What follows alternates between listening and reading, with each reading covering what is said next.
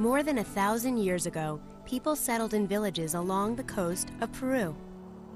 Mostly fishermen, they slowly expanded their settlements inland, where they farmed in the river valleys that run up into the highland plateaus.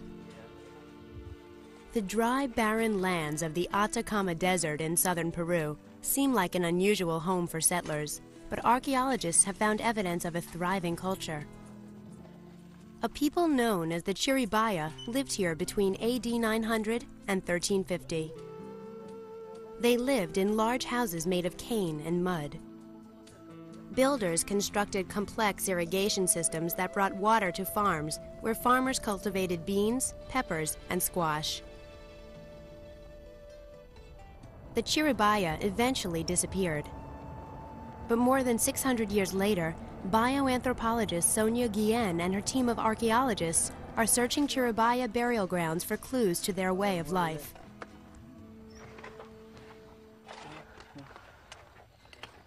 Many bodies have been naturally preserved as mummies for centuries. For these archaeologists, the mummies are silent yet powerful messengers from another time. The salt and chemicals in the Atacama Desert helped preserve the bodies. The skin and the wool that surrounds them are intact, despite being buried for hundreds of years. The mummies are more than just relics from the past. They show how people lived in the desert hundreds of years ago. Archaeologists think that the Chiribaya may have learned how to farm Peru's desert lands from members of the Chavin and Mohican civilizations. But the Chiribaya were more than just farmers. Wool clothing is proof that they kept domesticated llamas and used their wool to design beautiful textiles.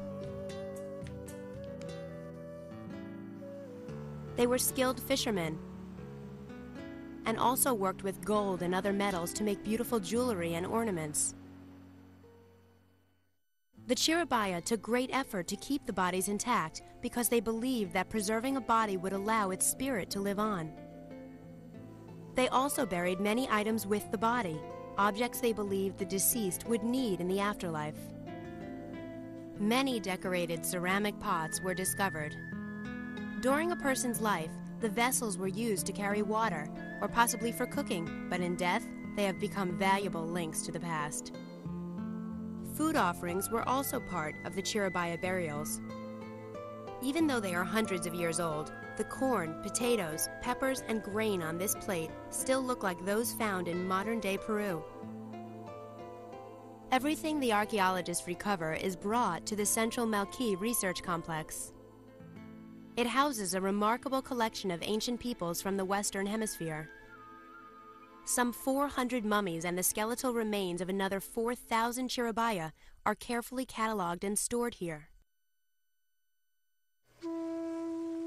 The dig season is almost over, but Dr. Guillen and her team have found one last tomb. The position of the roof stones indicates a well-constructed burial chamber.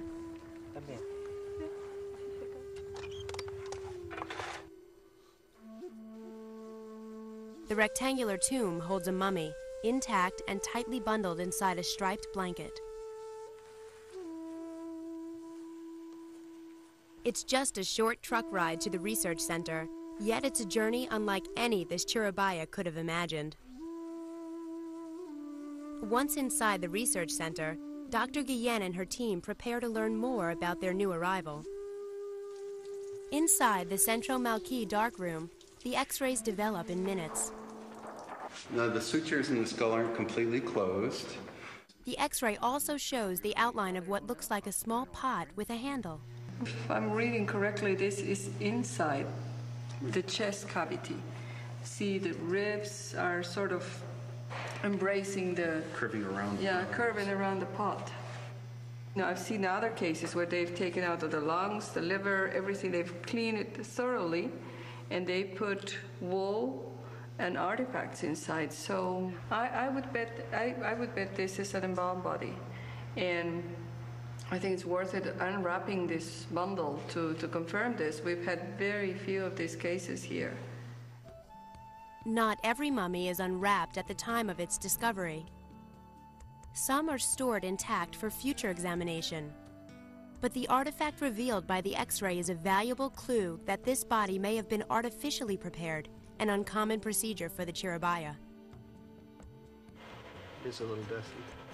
Scientist Ron Beckett has brought an endoscope with him to Peru.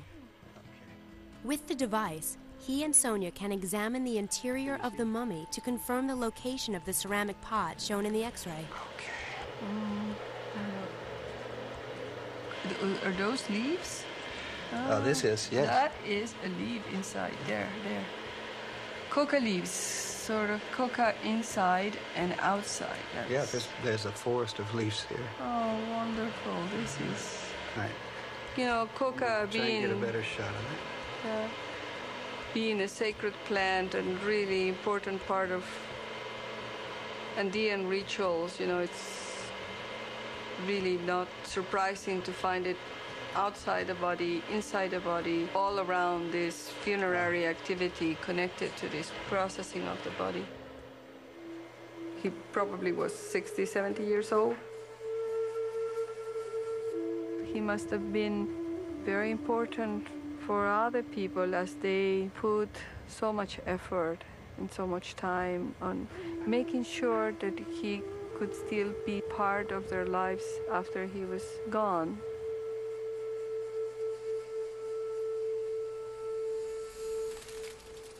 The most effective technique for assessing the age of ancient artifacts is carbon-14 dating.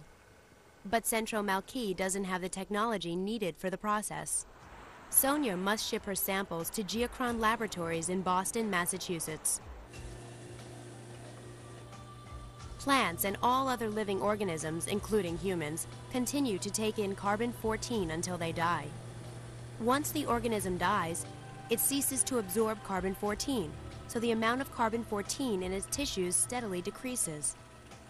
As the carbon-14 extracted from the coca leaves is counted, a curve builds on the graph.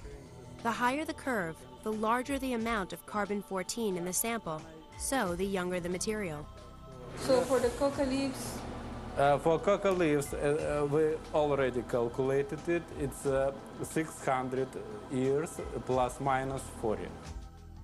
That dates the mummy's time of death somewhere between 1350 and 1450, close to the end of the Chiribaya culture. In the years ahead, Dr. Guillen and other scientists will continue to study artifacts and mummies that date from all phases of Chiribaya history.